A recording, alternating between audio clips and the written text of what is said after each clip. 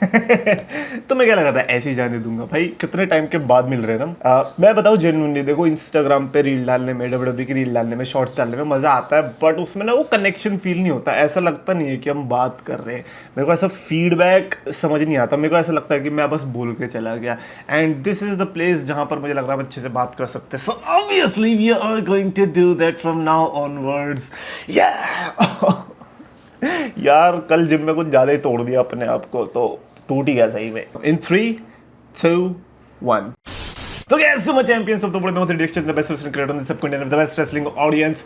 Monday night Raw देखी मैंने, London से थी रॉ, लंदन यानी कि बाहर से है रॉ, तो ऑब्वियसली मजा आने वाला था।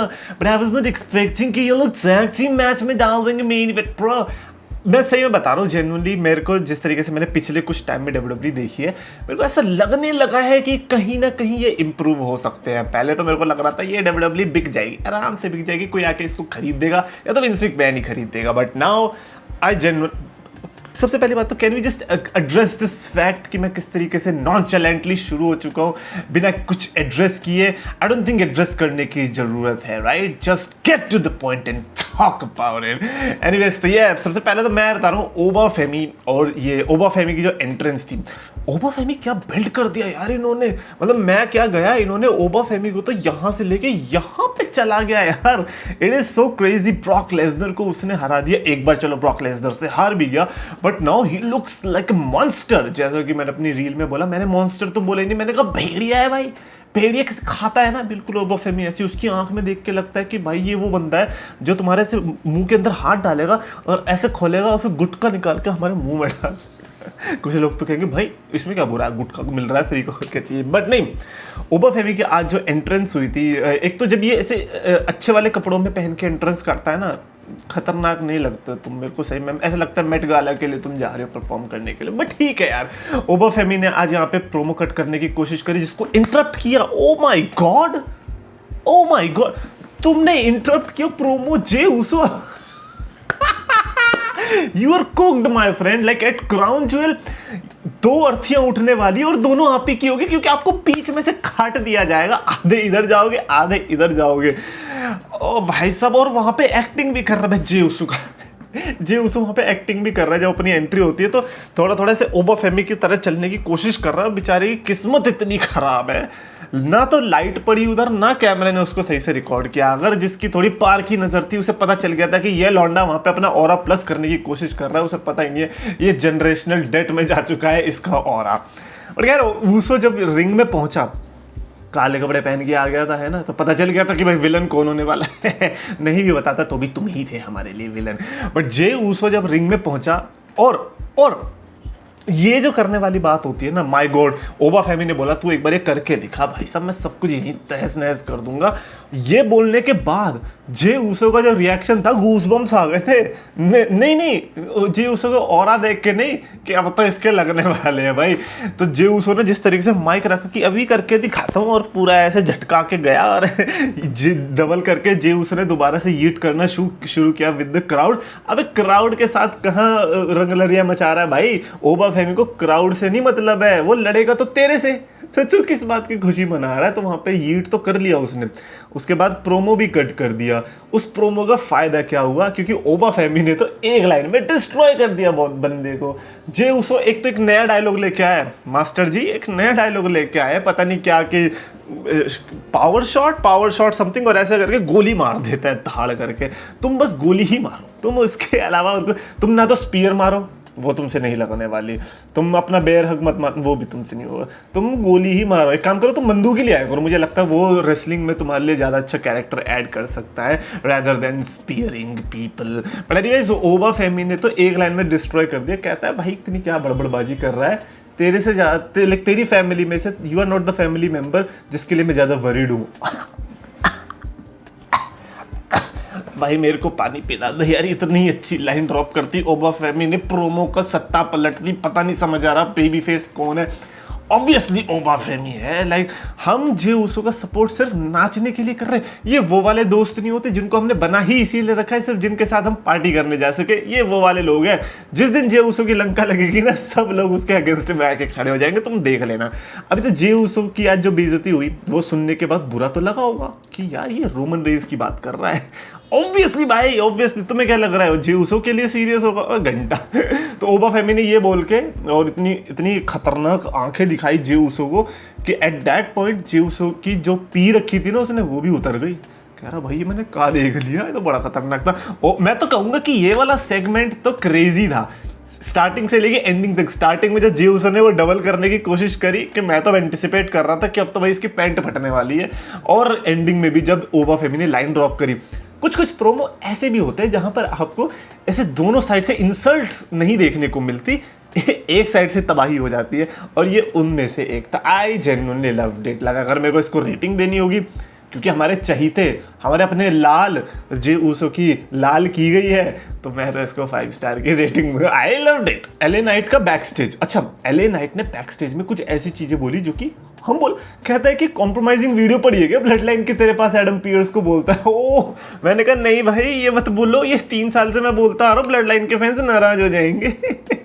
बट एलए नाइट ने बहुत सही चीज बोली। और एलए नाइट का पर्सोना, भाई एलए नाइट को ना कोई जाके मेडल दो, क्योंकि ये बंदा लगा पड़ा है अभी भी 2022 की उस त्रासदी के बाद भी। और द फैक्ट कि एलए नाइट में वो पोटेंशियल दिख रहा है अभी भी कि वो एटलीस्ट 2 साल का प्राइम रन दे सकता है, is crazy to me at that age, at that level, that passion। मैं कह रहा हूँ एलए नाइट में अगर तुमने बॉल ड्रॉप कर दी ना ट्रिपल एच भैया, तो तुमसे कोई सुपरस्टार नहीं बनने वाला, तुम्हें कोई सीरियसली भी नहीं लेने वाला, क्योंकि तुमसे कुछ होने वाला भी नहीं है। एलए नाइट ने उसी सेगमेंट के दौरान जब जिमी उसो भी आया था, तो एडम पियर्स को भाई ऐसे इग्नोर किया जैसे खेत में मूली को इग्नोर कर देते, बिल्कुल वैसे इग्नोर किया। And I loved it. मैं तो वहीं पे एलए नाइट का समझ गया। मैंने कहा भाई तू लगा रहे भाई, बस तू ये होप कर कि तू रिलीज ना हो, क्योंकि तेरे साथ कुछ अच्छा होगा। भगवान है, ट्रस्ट मी, भगवान है। अगर समय रहना इतनी गंदी कंट्रोवर्सी के बाद भी वापस आ सकता है, तो तुम्हें तो फिर भी बस चैंपियनशिप जितानी है यार, हो जाएगा। खैर यहाँ से हमें एलए नाइट और जिमी उसो का मैच देखने को मिला था, जो कि ठीक ठाक था। लेकिन मेरे को ये बता, सोलो सिकोआ कर क्या, सोलो सिकोआ के अपनी फैक्शन में कोई इज्जत नहीं है, दूसरों के फैक्शन में घुस। ये चाह रहा है कि ब्लड लाइन आए, इसे पुचकारे कि ओले मिन्ना मुन्ना अज्जा पहले ब्लड लाइन में था ना तू, अज्जा जी को फाटू के साथ अज्जा अच्छा लगेगा ना तू। बिकॉज कौन चाहेगा कि वो टाला टोंगा के साथ रहे। वो बंदा बस लंबा, वो उस पेड़ की तरह है जो ना तो छांव देता ना फल। क्या करें हम ऐसे वो इसका नाम होना चाहिए टुल्ला टोंगा, तब तो मजा भी आता सुनने में कि चलो भाई ये तो टुल्ला ही है, इससे तो क्या ही बात करनी। बट एनीवे, सोलो सिकोआ की स्टोरी लाइन बड़ी इंटरेस्टिंग होने, anything blood line related when Roman Reigns is the champion is going to cook. ये बेली और लायरा वेलकिरी आपस में लड़ गई। ये पेज और ब्री बेला से हार के लायरा को इतना गुस्सा आया कि बेली को ही पीट दिया। I am not going to complain about it, no you did good. ये बेली का ऐसा ही है भाई, हमने भी एक बार सपोर्ट किया था, ये नहीं दी, ये धोखा दे देती, अच्छी बात है। एंड ये लायरा और क्या बोलते हैं बेली की स्टोरी लाइन थोड़ी थोड़ी ना मेरे को वाली फील दे रही है। रिमेंबर लास्ट टाइम जब लायरा और बेकी की राइवलरी हुई थी, Lyra is a good superstar when it comes to giving good storylines, so I'm expecting something good out of Bayley and Lyra। अच्छा, मेरे को एक डाउट है, क्या ऐसा है कि क्योंकि WWE रिलीज करते सुपरस्टार्स उनको हेट मिलता है, तो वो कुछ सुपरस्टार्स को ऐसा रख रही है कि लाइक कि हम इनको रिलीज तो करना चाहते हैं बट करेंगे नहीं क्योंकि हेट मिल जाएंगी, तो एक काम करते हैं इन्हें मरवा देते हैं डैन हॉसन से करंट लगवा के। ये क्या कर रहा है ये डैन हॉसन, सब सुपरस्टार्स को करंट कहे लगवाया फिर रहा है, कभी द मिज, कभी किट विल्सन, और आज ये जेडी मैकडोनल्ड का परखच्चे खुल के एडम पेस को कह रहा डॉक्टर साहब आप। तो ये डॉक्टर, ये जॉनी वाला डॉक्टर है। लेकिन भाई क्रेजी था। मैं तो कहूँगा डैन हॉसन के सेगमेंट्स तो मैं कभी मिस नहीं करता, और मेरे को लगता है कम सेगमेंट्स आ रहे हैं। तुम डैन हॉसन के सेगमेंट्स बढ़ा दो, तुम्हारी टीआरपी बढ़ जाएगी। तुम डैन हॉसन और रोमन रेंस का प्रोग्राम कराओ यार, फिर देखो के लगता है मैं भी कर्स होने वाला हूँ। Let's ignore whatever happened. मेरे को एक्चुअली में चैड गेबल का सेगमेंट भी अच्छा लगा। जब चैड गेबल, एक तो चैड गेबल ने जो अपने आप को री इन्वेंट किया है, बहुत अच्छा लगा देख के। प्यार है ना अपना, चैट गेबल प्यार है। एक तो इतना अच्छा अगर कोई मैच दे के आता है ना तो फिर उसकी रिस्पेक्ट एक अलग ही लेवल पे बढ़ जाती है। आप रोज रॉ में मैच दोगे नहीं बात बनेगी भाई। उस बंदे ने 2-3 साल लगा के स्टोरी लाइन क्राफ्ट करके जो मैच दिया, एंडिंग दी, पूरा लूचा लीब्रे वाला अपने आप को कॉन्कर करवाया। कॉन्कर कर तो नहीं पाया बट मैं ये वो बाजीगर है कि हार के भी जीत गया है। एंड आज उसने माफी मांगने का सोचा कि चलो मैं अपने ओटिस और ओटिस के दोस्तों के साथ माफी मांग लेता हूँ। अपने ही तो भाई थे, क्या कर ले, मांग लेते हैं। उसने मांगी भी, उसने सब चीज़ बोली कि भाई मैं तेरा दोस्त था ना, आई एम सॉरी व्हाटएवर।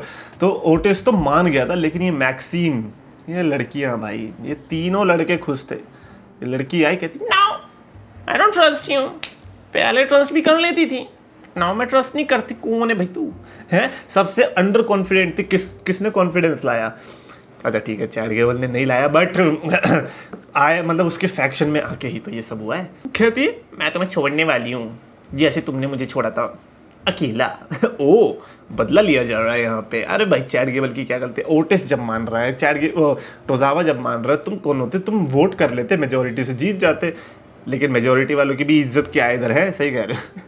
कह रहे टोजावा कौन सी मेजोरिटी में आ रहा है, ये तो 1.5 हो रहा है। पर ओटिस को भी तो देखो, तो 2 ही बन रहा है वो अल्टीमेटली।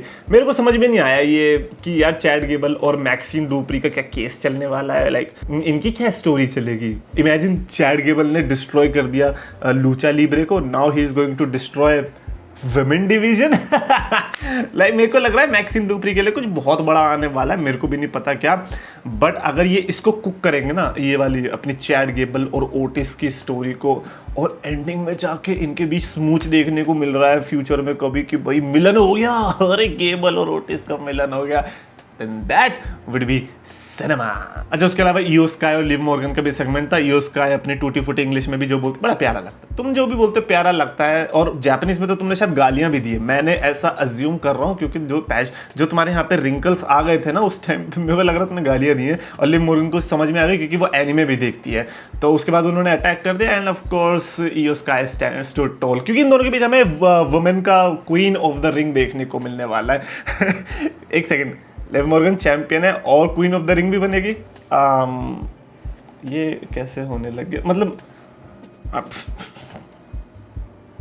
WWE is crazy यार। Anyways, main event था Street Profits and The Vision Championship, tag team championship. Bro Logan Paul तो इंजर्ड है, तो वो नहीं कर रहा, डिफेंड ब्रॉन ब्रीकर कर रहा है। गुड मैच, डिसेंट मैच, और ऐसा लग रहा है 2020 वापस आ रही है, क्योंकि स्ट्रीट प्रॉफिट्स 2020 में डोमिनेट कर रही थी भाई। 2020 2021 उठा लो, यही लोग टैग टीम चैंपियंस थे। और आज तो जो हेनरी कैसे आ गया लोगन पॉल को बजाने के लिए, दैट वाज अनएक्सपेक्टेड कि जॉन हेनरी आ जाएगा और वहाँ पे रिंग एप्रन्स पे खड़ा होकर बाद में लोगन पॉल के पीछे भागेगा। देन सेथ रॉलिंस आएगा और वो ऑस्टिन थ्योरी से नकस छीन के उसे ही मार देगा।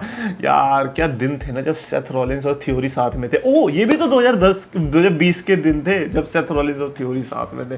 बट एनीवेज फिर तो जो भागा है ब्रॉन ब्रीकर उसके पीछे, अबे बिना सपोर्ट के एक पैर से छलांग मार के बैरिकेड पे चढ़ के भागा है सेथ रॉलिंस के पीछे।